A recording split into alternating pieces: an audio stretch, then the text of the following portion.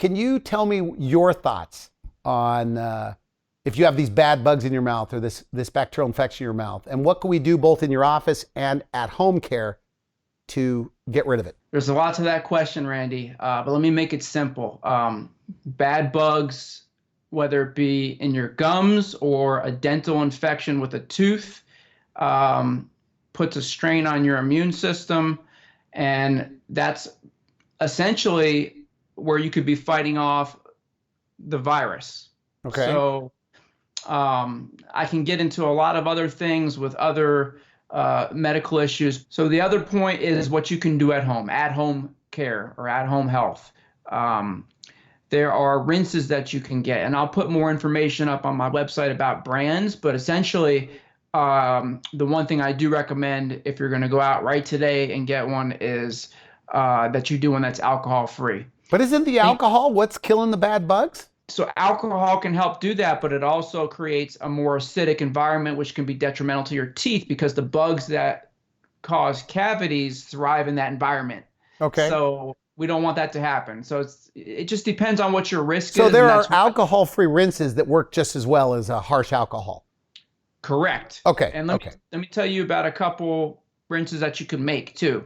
Oh, really? So you can do a 50% hydrogen peroxide, just that brown bottle, with water, and the other. Just gargle with it.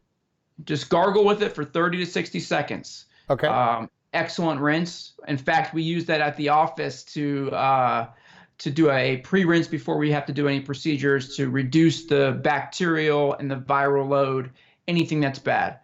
Okay. And it doesn't kill. Now, hydrogen peroxide, just for a moment, you could put it in your water pick as well?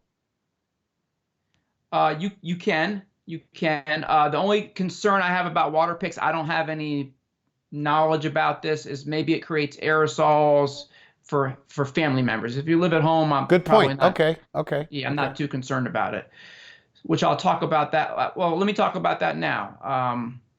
So if you live with somebody, I would recommend that, number one, of course, you wash your hands before and after your home care routine. Okay. I would recommend that you have a separate toothpaste tube. If you don't have one, then squirt a little bit out and then wipe it off when you're done. Okay. Keep your toothbrush. There's little containers you can get at Target or Walmart, wherever, that cover them up after you've disinfected your toothbrush with the peroxide. Another rinse you can use is a concoction of Clorox and diluted down. So the recipe essentially is about 8 ounces of water or a cup and 2 teaspoons, not tablespoons, but teaspoons. And you can rinse with that for 30 to 60 seconds as well. You can clean your brush with Clorox as well. Okay. And that's also good to put in before you put it into your brush container. If you don't have a brush container, use a Ziploc bag and just keep the brushes separate. You just want to protect each other. So it makes sense. A Ziploc bag, I think, is a good idea. Put your toothbrush in a Ziploc bag, especially if you're living with people. Absolutely. Okay. And the same thing with floss containers. If you can get 2 separate floss containers, it's just to really minimize exposure. So. Okay. I will tell you a funny story. So I did read an article about how you could microwave your toothbrush. So about 3 days ago, I did a test, and they say put the brush in the microwave at full strength for 5 minutes, and it was a little bit wet. So I came downstairs, and the whole thing was melted, dark. The whole head of the brush was gone. And my son's laughing at me. It was. So it sounds like about a minute would do, though, right? Yeah, probably. And if it's dry, I did another test.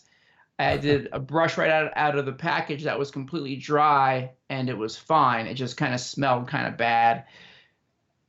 And please do not put any electronic toothbrushes, metal components, anything like that in the microwave. So I'm not really recommending the microwave. I think the rinses is sufficient to disinfect your brushes at home.